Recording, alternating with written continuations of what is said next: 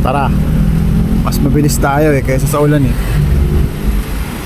dahil kitang kita naman madilim na.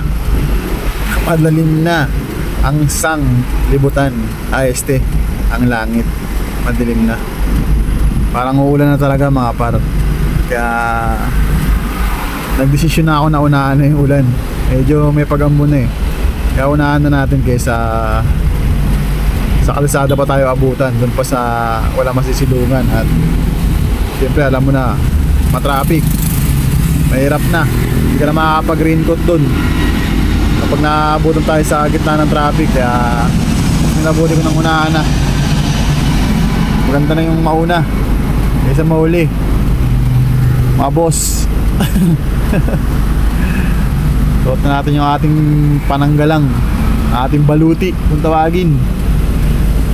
Kaya dapat always sa panahon ng tag-ulan laging handa.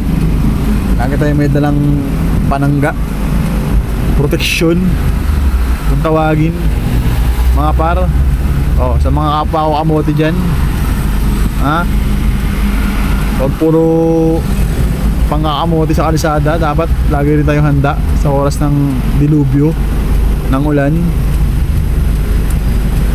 Unahan na natin. Siyempre may dala rin tayong tsinelas, mga para wala naman sigurong huli yan dahil maulan pag nakatsinelas ka,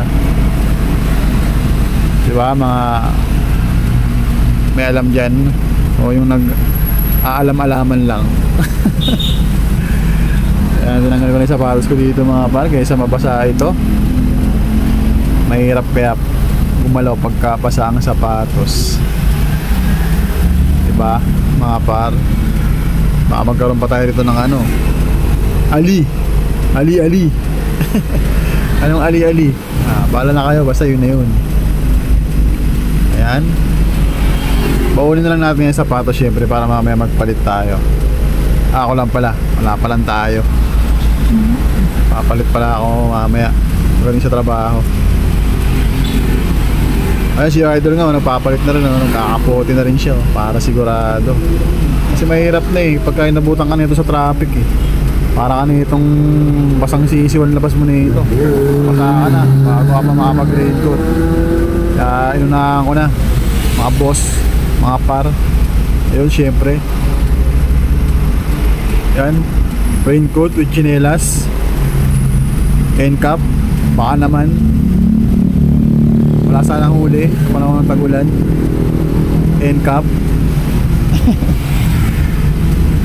O mga amote, mga katulad kong amote dyan, yung mga piling perfecto.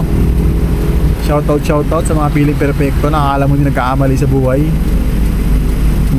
Nakita lang nakagawa ka lang ng pagkakamali, akala mo sila hindi nakagawa ng pagkakamali. Ayun, siyempre shoutout dito sa ating unit, sa ating body sa araw-araw, kasangga natin sa harap buhay, sa trabaho, ang ating NMAX na si Max.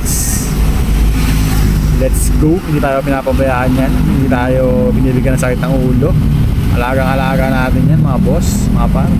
Yun, ride safe mga kamots.